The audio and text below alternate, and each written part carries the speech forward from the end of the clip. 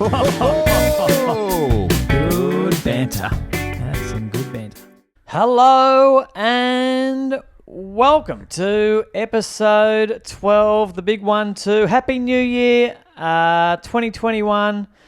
We made it, 2020. See you later, 2020. You can go fuck yourself, 2020. You're a dick. You're a dick. Got a bad rap, 2020, but I didn't mind it. Certainly had its positives. Yeah, well, you were working from home. You a bit of homeschooling with the kids. Bit of homeschooling, that certainly wasn't one of the positives. But No, it was all right. And things are happening. Big 2021 for us coming up. We've got some exciting news. We've just turned on the old Gmail account, the Good Banter, and we've actually had a few people send us in, which was, to be honest, a bit of a fucking surprise. To be honest. We just assumed no one was sending stuff, but they have been. So how are you, Evan? Oh, I'm very good, mate. And I've got some big news for you. I've got two big things. Wow, we'll open with one, but then we'll save it for a bit later in the episode. Oh, a bit of a teaser there. But 2021, yeah, we did set up the email earlier, obviously right at the start of this, and forgot the password, and we're just going through the backlog here. We've got some beauties. Some dated back. We've got sponsorship deals for millions of dollars back in March. So we apologise to those We'll get back to you. We'll get back to you. Yeah, definitely get back to you soon. We're definitely interested. But we've got some fans. This is a bit of, and you'll notice if you get on the YouTube, we've decked the Tommy. You said the last few times we've just had the white walls, the white windows. It's been pretty bland to look at, and I'm not judging. There's the spare room. You can do whatever you want, but you've gone all out here, and just run us through your memorabilia on the wall. For those listening, this isn't a great visual, but for those watching on YouTube, I've finally been allowed, after a bit of backwards and forwards with the wifey, to hang a bit of my memorabilia from the wall. So a bit of excitement, a little wall at home to call my own. So I've got got a Mike Tyson signed glove over there that I actually I was there when he yes. Is it in view? It's not in view. I'll bring it. I was actually there when saw Iron Mike perform in. You've got a nice candle here as candle, well, Tom. That's not mine. A not sure what that's fragile candle. Fragrance, sorry. So I got the signed Mike Tyson glove. So I went and saw him in New York. His very first speaking, what would you call it? Speaking concert talk. Say like a. She's a beauty. So we're going to.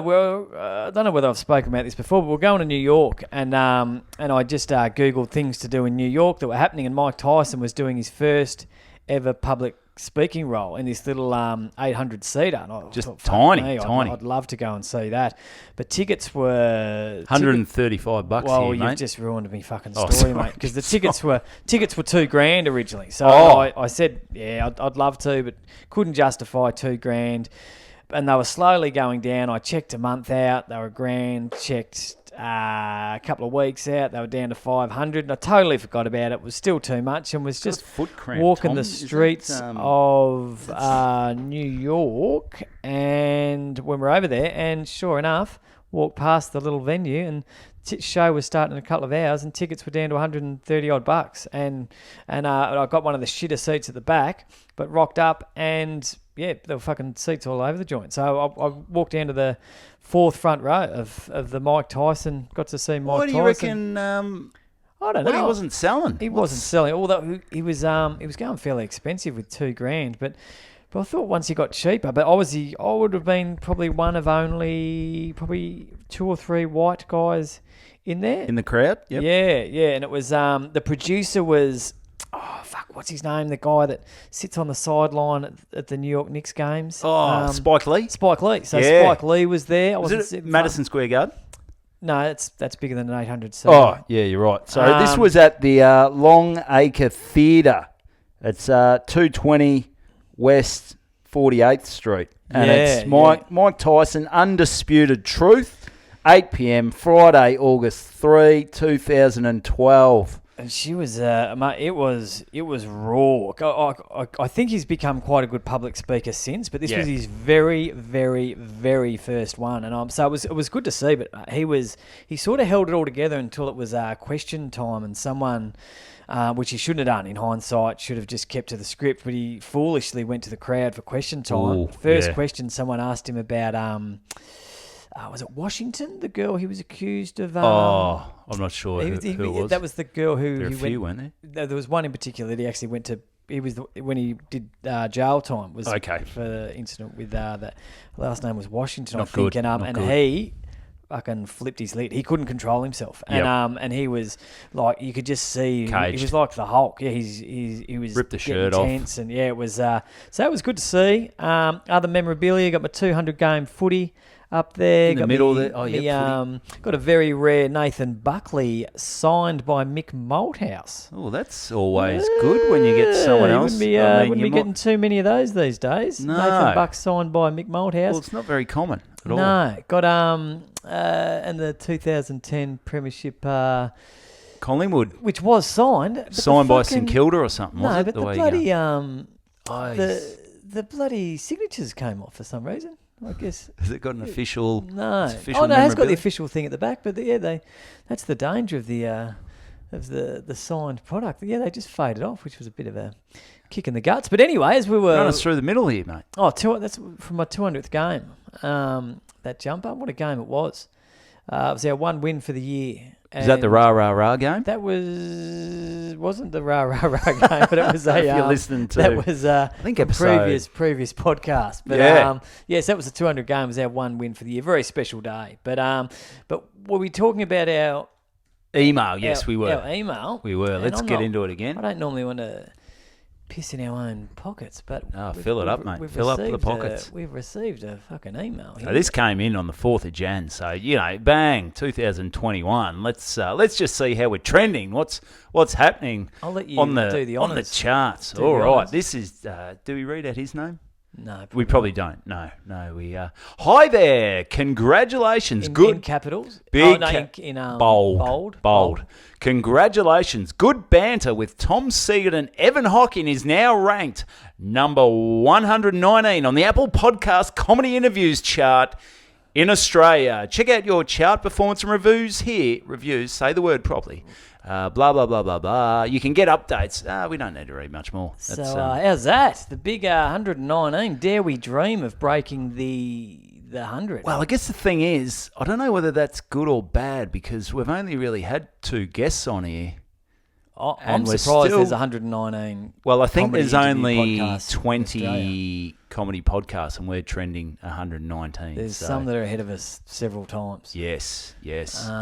But we have had Let's go on some. to this one. This is great. Have had some listeners pop in. Here's a nice one from. Do we say their name?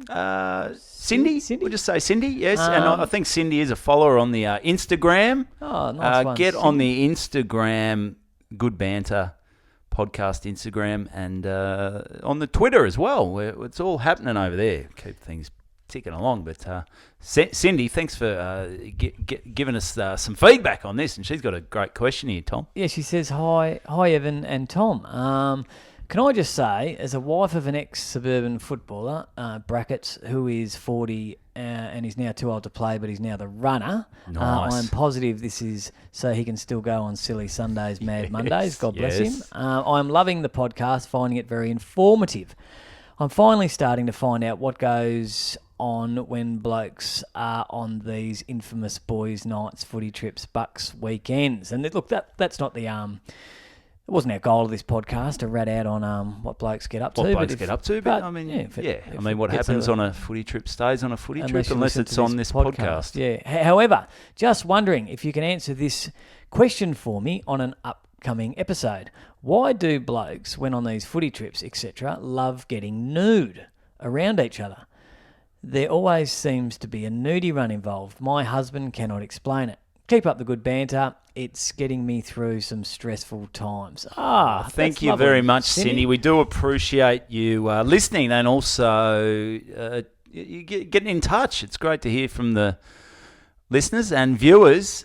It's a fucking corker of a question. It's a great Cindy. question because I've never really thought about it too deeply. It's probably because I'm usually 20 pots in by the time I do decide to get nude. What Are would you say much of a nude I'm a guy? Funny, I guess so. Yeah, I've got nude many times. It's funny because I'm certainly not one that's proud of. I've got my fuck nudity. all as well, I've got a small to medium, probably small wang. I've got a hairy bum. I've got Do you shave? Do you manscape? not maybe with scissors, probably not clippers. Well, you got to be careful with the scissors. Yeah, so I just maybe clip the long ones. Yeah, I'm not getting in there with the definitely not with a razor. Okay, that's maybe, danger. Maybe clippers every now and again, but yeah, it's not great. Why do we do it, Cindy? Why do you do it? See, I do like getting nude, not as much as a lot of other blokes, and I'm a bit like you, Tommy. If I haven't looked after the bush, I've got orange hair, so there's nothing worse than seeing a bloke with a small dick and orange pubes. And especially on a cold day, I've been known to fire things up. Also, put a bit of toilet paper in my ass, light it, and run around the oval or an area like that, just to get the crowd going. Certainly got get a bit of blood flow. It's pretty important. Mate, actually, I went on a bit of a roll, and this is early 20s. I was on a bit of a roll of doing nudie runs, and a mate actually said to me he loved, and I've had some backhanded compliments, but this one takes the cake. He said, I love it when you do nudie runs because a lot of guys that do it are just showing off their big penises. Yeah. But you just do it for a laugh. For a laugh. And the laugh of everyone else. Yeah, is that what you want to hear? I was sort of like, what do you mean? Well, I think you get to a point, because I remember when, 17 playing senior football, and you used to see that senior bloke with the little dick, and you used to go, oh, the poor guy. And then you wonder at a point, was I that guy that the young blokes were saying, oh, look at Evo's small willy. Don't know. We haven't really answered the question here. I got a little bit off track. Okay, I think it's probably showboating. It's, showboating, no matter how big the dick is. If you were to, and there's obviously a lot going on at these functions, so it's hard to pick it at the time. But I think if you were to analyse it, maybe quite often there'd be a bit of a lull before the nudie run. And, things have been going crazy for 24, 48 hours. A lot of drinking. And a lot of maybe other stuff, maybe. And there's a bit of a lull, and then someone's thought, now's the time. I've got to fire this joint up. Yep. We're getting a bit flat. What can we do? So I think it's, Cindy, to answer your question, I think it's just wanting to keep the boys up. Yes. Yeah. Yes. Yeah. So, also, I don't know, laugh. I think it's definitely a laugh. I think it's keep the boys up, and it's not always a nudie run. I've dressed up as Spider-Man and climb poles. I saw the news. Oh, yes. You're on the news. Yep. I've done that. I've also, one time on a Mad Monday, I dressed up in a full-length bathing suit, women's bathing suit. Okay. Got the scuba diver's goggles on and the snorkel, and I proceeded to jump out on the ground, which is a bit muddy and wet. Yep. And swim through there. So not in a nudie run. Not nude, but I did get nude later on. Good. And maybe put my junk into a beer glass. Okay, so similar sort of stuff, Cindy. Look, I hope that helps. I don't think that'll really encourage people to ask us too many more questions.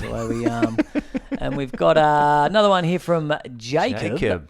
Nowicki, who is actually Jake the Snake, who I... How do you know Jake the Snake, I know Jake the Snake from, I reckon, it'd be pushing 15 years ago. I was in a pretty bad state on a Mad Monday, and I'd lost the rest of the crew, and I was at the casino, found myself at the casino and stumbled across some lovely young lads from Croydon. Well, that's out my neck of the woods, mate. I grew up in Mooralbark, and I know Mooralbark are animals. Croydon are just as bad. They were just a good bunch of blokes, and you probably bump into 1,000 blokes when you're pissed. But for some reason, stayed in contact with these boys, and they are very good young men. Probably not that young anymore.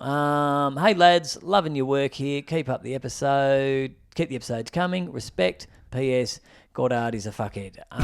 So if that might seem, if you haven't listened to previous episodes, listen back to episode 11, might seem a bit, Glass Rod, and go to the end of the episode because Tommy gives his story about Goddard. Look, we didn't see eye to eye, Goddard and I, but yeah, look, it is. Well, what he it thought is. everything was sweet. Yeah, but jamming up your ass, Brendan. Yeah, it was not. But anyway, so Christmas, New Year's, fair bit going on. It's all been happening. Also, I just want to say, mate, while we're reading out this kind of stuff, like, it's not just the emails. No. I was down around the Rosebud area. I was down at Rosebud. Don't just say the area. I was down at Rosebud over Christmas, over New Year, with the family. Things are going great. Went for a bit of a walk. It might have been Boxing Day or the day after. And I'm walking past, with the family, past the playground, the kids' playground. It was obviously with the family, not just me there on my own, near the Macrae Lighthouse. And I hear this, Evan. And I'm thinking, what? No one ever calls my name out. No. He goes, Evan Hocking. And bloke comes rushing. He goes, are you Evan Hocking? And my brother, because he, if you're not aware, he used to play for Essendon. So all my life, he's been getting Heath Hocking, footballer, and he was sort of near me. And this bloke calls out Evan. I go, yeah, mate, yeah, it is. And lovely young bloke, probably about my age actually, young Andy, who lives down in Rosebud. He's there with his kid. What a bloody champion. He's a window cleaner down there. And he said, mate, I've been listening to the podcast. I love it. I also saw you at a gig at St Andrew's Brewery. That was March last year. And I said, mate, thanks for tuning in. We had a great chat, shook his hand. My brother, he sort of tried to nudge in. I'm like, piss off, dickhead. This is my time. He can go fuck himself. You've had your time. But to Andy, I'm pretty sure it was Andy, who's down there, who's a window cleaner down Rosebud Way. If you need your windows cleaned, look him up. A lot of windows, a lot of clean windows. Hit us up on the really good banter. We'll give you a little plug there, Andy. But hey, mate, thanks for coming up and saying g'day. Throwing through the window at the Rosebud Hotel once. So that's... She gets a bit rough down there. She gets a bit rough. The old sandbar. One less window Andy's got to clean. So no, that's right. Yeah. Thanks, mate. So big shout out to Andy. So we're talking Christmas, we're talking New Year's. I've got one fucking job, and that's to press start. On my phone, I'm looking here so on the timer. So we fluffed around a bit at the start. We're probably at about 16 minutes. Okay, something like that. So one thing, this was a big Christmas for me. This was the first Christmas since I was 10 where I didn't receive anything for Christmas that was Star Wars related, because it was a funny one, because I as a kid, like real Love young, Star Wars. Yeah, like when I was 5, 6, 7, 8, loved Star Wars. Like just loved it. Yoda, Jabba the Hutt, Luke Skywalker, the whole crew, loved them. And I'd get every Christmas I'd get Star Wars figures. Every birthday, Star Wars figures. So I had this decent collection of Star Wars figures. At what point did you sort of get to where you think, okay, guys, enough's enough? I cannot get any more Star Wars shit. Well, that's the thing. My room. I reckon I was only 8 or 9 years old where I fell in love with footy. And so I was like, fuck that. I don't want Star Wars anymore. But I used to still get them. And I used to wrap bits of tape around their legs and write players' names. So this is going back a while. So I remember Darth Vader was Stephen Kernahan. Okay. I remember Same voice. Dacos was maybe Luke Skywalker, because I had enough for 18 on a side. And I had Carlton versus Collingwood, had him, and I had a little Armand as a footy. I used to get the guys and kick it around. It was great. But I kept, and so I wasn't into Star Wars anymore, but I kept getting Star Wars presents every year. And you'd think, oh, when did they stop giving presents, Tom? 15, 16. I'm fucking 40, 42, and when I was 39, I got a lightsaber. Is this like a piss take? They're taking the piss. I don't think they are taking the piss. Like I've got like boxer shorts. It got to the ridiculous point where I should have said to my family, look, I'm not into Guys, Star Wars. I'm not into Star Wars anymore. I like Actually, football. I've played yeah. 200 games for the Caulfield Bears. I don't like Star Wars, and this was I got lightsabers, I got bobblehead dolls, I got one of those little R2D2s that you twist, pull, and Okay. fucking tap or whatever they are. Yep. It was just getting ridiculous. Like, this lightsaber's worth about $240, and I was like, Can you spend it on something "Yeah, can you give me worthwhile? something decent, or just a bloody voucher or Who something?" got that for you? I won't say because it's look. They'll be pretty. I think they know they gave it to me, but anyway. So maybe the penny dropped this year. The penny dropped this year. No Star Wars. Great. Couldn't be happier. So finally, I'm finally Star Wars free, which was it one of those? Because on Christmas, families and that, they start talking behind people. You go, oh, why they keep giving me this shit? Like, were you telling anyone you didn't like the Star Wars? I think maybe I'm obviously a reasonably good actor at at acting like, hey, you little beauty, yes, bloody a lightsaber, buddy Luke Skywalker socks, you little beauty, and they obviously believed it, and they thought, well, we'll make sure we get him the Darth Vader socks. He's into Star Wars Next year. So anyway, hopefully that's behind me, and it's all. What did you get this year, mate? Mate, I don't mean to. I don't know if the wife's gonna listen, but we actually said, look, no presents this year. Okay. It's been a tough year. No presents, and obviously I've got And the kids, we're both kids were just jacked saying, about that. Yeah, they were. Look, they didn't take it as well as we did. Yeah. So we said no presents. Yeah.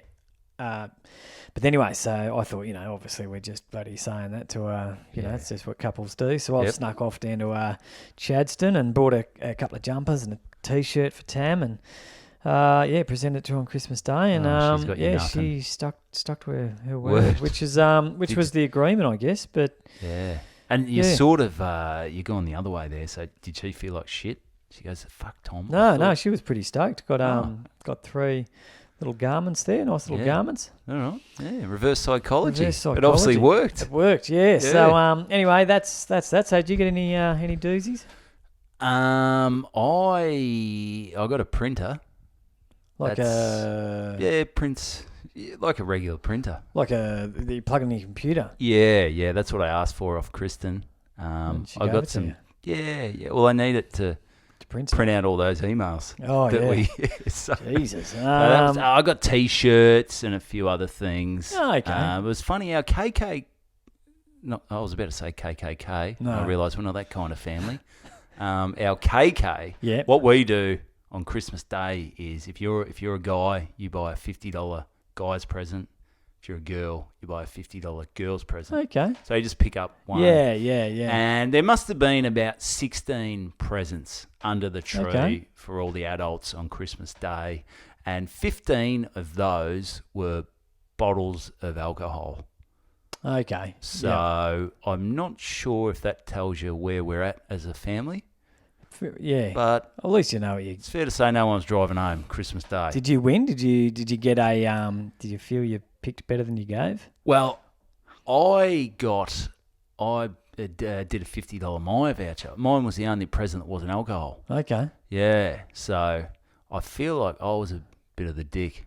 I should have just got. Give me nothing wrong with a voucher. I love a voucher. I like getting the old voucher. Yeah, so it was just alcohol Christmas Day. So, but no, it was good. It was good fun. It was very fun. Good. And what else did you get out and about? What else we got here to talk about? We've got the our Christmas was nearly blowing for our. Okay, yeah, and apologies for this because we did release one on the 27th, but we did record it just before Christmas, so we're catching up. So, but I'm clearly we've got emails here from 3 years ago. Just go with the flow. Go with the flow. We're catching up. Take it for what it is. There's a backlog. Don't pull us up on the inaccuracies because you'll be busy. All right, couple of days before Christmas. Might even be Christmas. I think it was Christmas Eve. Okay. So we've got some, as my boys 3, 4, and 7. Yep. You get at that age, you get big presents. Some of them worth fuck all, but they're big. Yep. They're big. They're big robots, cheap as shit. Use them till the batteries run out, and then they never get used again. Away. So, but because they were big, we had nowhere to put them around the house. So I'm keeping them at work in the office. Great.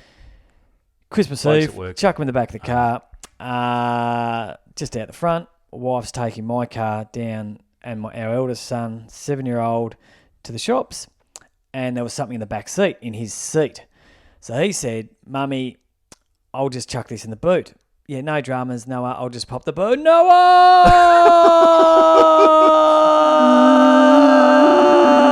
So the boots slowly come up, and poor little Noah, but he's standing there, and it's just gone, ooh, and there he was, just standing like, they weren't wrapped? No, not yet wrapped. That was a Christmas Eve job. What is it? That scene out of is it Pulp Fiction where their faces just glow when they look at that? Yeah, it was. Maybe. I think like that. Maybe it's not Pulp Fiction. But, you get the idea though, where you look up. Look up at the goal, and he said, Tam said he just said, "Whoa," because they were just all laid out there in all their glory. And it definitely must have been Christmas Eve because we didn't have time to get anything else. And these were coming from Santa, and we had no time to get anything else. And we were like, and we didn't. I mean, we'd already spent a fair bit on these ones. So Tammy just said, shut the door, shut the boot. And so he just slammed. And so we had a little team meeting that night. What do we do? Obviously just you and Tam, not Noah. Yeah, no, he wasn't involved. So he just said, sorry, Mummy. And so he's seen him. What do we do? And I had crazy ideas like, do we bloody drug him or, what do we... Just get rid of him. Do we get him knocked off? Or I reckon we don't know anything. We've only got 2 kids. People come over and go, where's Noah? This one, Noah? We'll be smarter next time. We never had Noah. But Tam said, let's just pretend it didn't happen. And I was like, that's a fucking... It's a great idea if you both go with it. Yeah. So Christmas Day, he's come down and sure enough, all these toys that were somehow in the boot were from Santa, scattered around the... so he's going, Santa doesn't really have a sleigh. He uses Mum and Dad's car. Back of Dad's Mazda 3. He's got How does he get... He's got a 2016 Mazda 3. He's upgraded from the sleigh. So anyway, he played his... I don't know whether he's not the smartest kid and had forgotten, or I don't think he would have. It's a Maybe pretty he's big a good thing. actor like you, Tommy. Yeah, but he fucking nailed it. It's in his best interest to keep the Santa thing going as long as possible. Yep. So it was no mention of it. So hats off to all involved. Do you reckon it'll be one of those things where maybe when you're older, he's 40 or something, he goes, you know what, Dad? Remember that time? I knew it. I knew it, mate. But at the moment, you just let it slide. Let it slide. That's good. Because what age do you normally... I remember I was grade 4, maybe 3. And I remember I was fucking gutted. Like, that's a big porky pie for the parents to be telling. It's a big one. I just don't really remember. I remember certain things, but I can't remember the exact time. Because I was the oldest. I can't remember the exact time where I found out that... or realised that Santa, the magic of Santa wasn't in fact true. Yeah, I was at a very small school, Allen's Flat Primary, which only had 24 kids. So there wasn't a lot of they could have told us fucking anything. We had no idea what was going on. And I remember a kid moved down from Melbourne, and I remember it like it was yesterday. He just got all the kids together and just said, have I got some fucking news for you guys. This is going to be the greatest Santa? show and tell. And we're like, the greatest guy in the world. And they were like, well, he's not around. He's not real. So we all, mate, you can fuck off back to Melbourne. Yeah, go get fucked, mate. You're not going to this school anymore. So, so that was that. That's good. Well, would you want me... We're at 20. We want to keep these to 30 minutes. I reckon we've got about a couple of minutes. I need to tease because there's some big news. Did you have anything else? Nah, we skip that. Okay, well, you mentioned about getting something. Like, let's rip into this quickly. Me and Kristen, we were meant to get married last year. We're getting married this year now. Because of COVID. Because of COVID, not because she hates me and trying to work out that she knows I'm a dickhead. But we've been doing other things. I think I don't know if I mentioned on the podcast, but we're looking at property. Now, I've never had a loan. I've never had anything. I always pay for everything cash. That is it. I'm not in the property market. I don't have kids. We're not married. I'm a child. You're a child. I'm a child. So I'm going to get married this year. Don't know about the kids, but I thought, let's start looking at houses. So we've got some money saved up, and we were thinking Kristen's going to work. She's a doctor. She's going to work at the Children's Hospital this year. Beautiful. Let's look around. Maybe we're in Kensington at the moment. Kensington at the moment. Renting, just renting. Just what do they say when you rent? Dead money. Dead. They Dead say money. that. Yeah. It's fucking dead. Dead. I got all this money. It's dead. And we thought, all right, let's have a crack. So we started looking at joints in Preston. We thought, Preston, that's funky. It's hip. It's happening. Well, it's a fucking concrete shithole. I've got some friends there, and it sort of turned into a bit of a happening sort of place. I've been There's there all for a while. these I haven't been there for a while. hipster dudes with man buns and guys riding bikes with baskets on it and shit like that. So real wankers. But I thought I could slot in there because, there's a lot of craft beer joints. Like, I like a VB, but I don't mind a crafty here and there. Just don't put fruit in it, all right? I'll go a pale, I'll go an IPA, I'll go an XPA, but just don't give me a raspberry sour. Fuck that shit. Okay. So that may be Preston. And speaking to some friends, we said eventually we want to end up down the peninsula. I love the beach. With near Andy. Andy, mate. Near Andy, down there. We've got connections with window cleaning. So that's it. Andy, down there. I love the beach. Mum and Dad live down at Rosebud. They renovated the beach house. Any time I go down there, I feel relaxed. The water, the salt air, just even down. Like I said, Andy came up and said g'day. It's a good country vibe. It's great.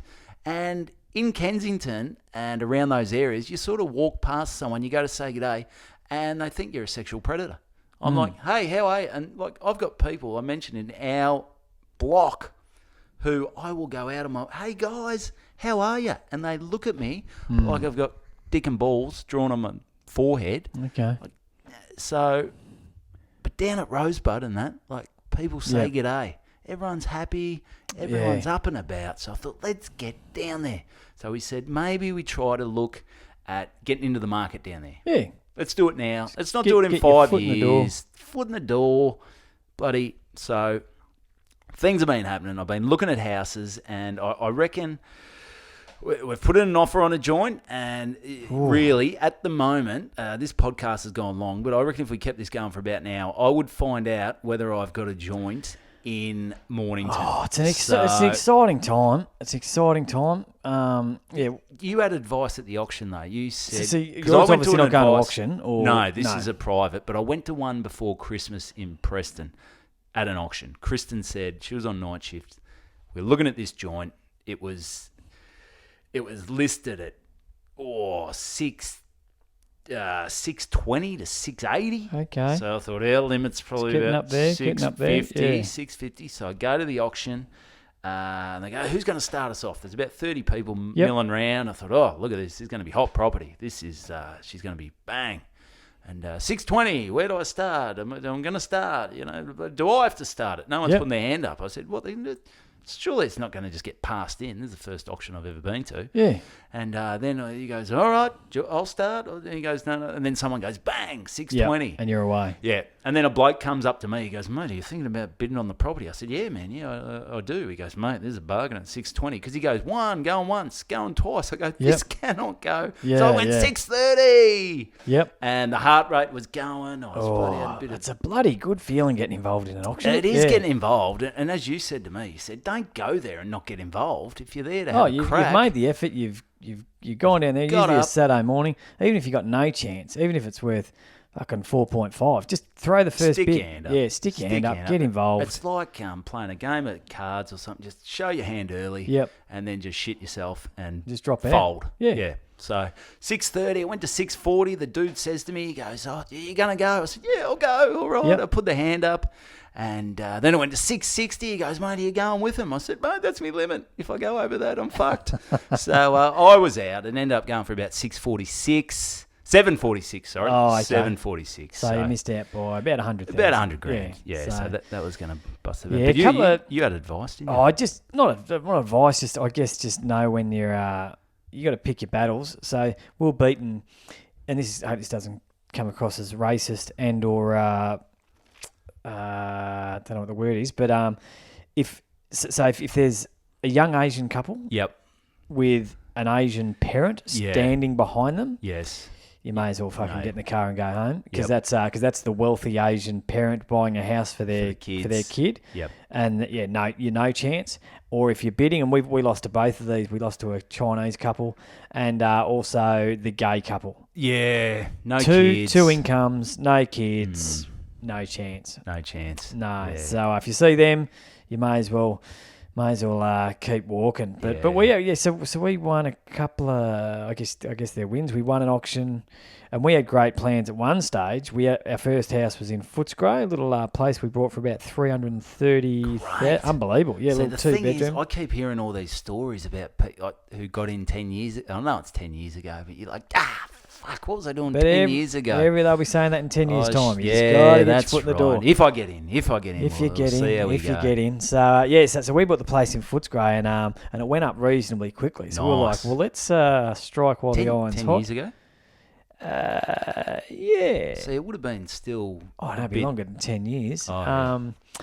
But, maybe... Yeah, a bit longer than 10 years, maybe 10 years. Footscray would have been a bit of a dump back then, wouldn't it? Yeah, yeah. Footscray. But it was not pretty close. It was a city side, so it was pretty nice and close to the city, not far from Barclay Street. A lot of good food, and so we thought let's get ourselves a little portfolio going on here, I like it. and we purchased a place in West Sunshine. Ooh. You know, the old woggy, solid brick, like you could fucking grass. Melbourne could get bombed, and there'd just be still standing cockroaches and the 70s woggy houses die, I reckon, the houses before these still brick there. houses that the woggy houses from the 70s, and she was a beauty, but anyway, so we're going to rent that out. Made the mistake, you've got to fill out this form and shit about having a handyman when things go wrong, and I said, to save a few pennies, I'll be the handyman. We know what you're like. And I don't know shit about anything. So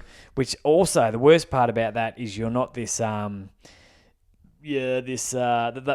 the people staying there know who you are. So they know who you are now, and they've got your phone number. So they were falling behind in the rent, and they would, instead of it being, you being this invisible person saying, "No, fuck, they've got to pay," they'd ring me and say, "Oh, we're battling a bit," and I'm just, I was like, all right, get us back next week. Oh shit! So they were sort of falling behind, and then the oven shit itself, and I was just hoping. My plan was just to pray that nothing ever went wrong in the fucking house, and unfortunately, shit started to go wrong. The oven shit itself, and I've gone around there, and this guy was, I don't know if he was a biker, but there was some pretty dodgy shit going on. He had this big tarpaulin. He sort of put an extension on out the back made of tarpaulin. I think he might have been cooking the methamphetamines. And anyway, so he's cooking away in the backyard, but he's not cooking inside because the oven's not working. And so he's got me around there, and he said, "Do you want do you want me to get an oven and replace it?" And I said, "Oh, no, I'll get it. I'll come and have a look at it." And he goes, "Oh, mate, I've got one out in the car." And he's and we've gone out to his bloody car, and he's got this oven that he's clearly just someone has broken into our house and just torn this oven out of the house. It had all the wires and shit. It had plaster around it, and I was like, "Oh boy, I don't like the sound of this. I don't like where this is going." So we sort of panicked. We moved in there for a bit, but in the end, we thought we're not in this. We're not up to this. No, we're not up to having a portfolio and being real estate gurus, moguls. Yeah, moguls. So we sold up, and there you go. That. And that's the biggest fucking meth house in West Sunshine. Yeah. So he's got the oven. He's all good. But West Sunshine was good because pretty much everything on the news, you turn on the news in the morning, and at least once a week, you'd be like, "Oh, there's been a drug bust," and you'd be like, "Oh, fuck, I'll pop past and see that on the way to work. Everything happened in our area. It was great. It was quite exciting. It's a happening little area. Oh, a lot going on. Going on. Yeah, nice, mate. Nice. So, I think we've gone over again. We have, mate. We have, and I reckon I haven't got the call, so I don't know. So who knows? I might get on the way home. So I'll either be I'll be disappointed. I'll be up and about. Next week I'll have to get to you next week. But it's exciting. It's exciting. I just don't know where I sit, where I stand. Let's get in there. Limbo. Come on. So thank you again to everyone that did email us. We're all over it now. We're going to be checking regularly. We'll reply. Thanks very much. If you Evan, you do the formalities. Yeah, the formalities. So once again, the Instagram, Good Banter on Instagram, Good Banter on Twitter, and hit us up. Really Good Banter at gmail.com. Check out the YouTube. Subscribe to the Good Banter YouTube channel. And apart from that, Tommy, I reckon that's... you got any gigs coming up or anything? No. Okay. I got a few. They're booking up. They're booking up. They're a lot of footy clubs. Actually, really optimistically, and I'm saying to them, look, let's just fucking... You got to treat 2021 optimistically. You got to go for it. You got to have a crack. You got to have a crack. Treat it like everything's going to be fine. And if shit hits the fan, shit hits the fan. But you got to plan for the best. Yep. And none of this negativity. COVID, just go for it. Fucking smash through it. Get into it. Just go for it. So that's the first one of 2021. Yeah, keep hitting us up. If you see us in the streets, keep saying g'day. Say hi. Get down and if you got anything on your windows, bloody Andy down in Rosebud, send us your details, Andy. We'll get them up. Good on you guys and girls. See you later.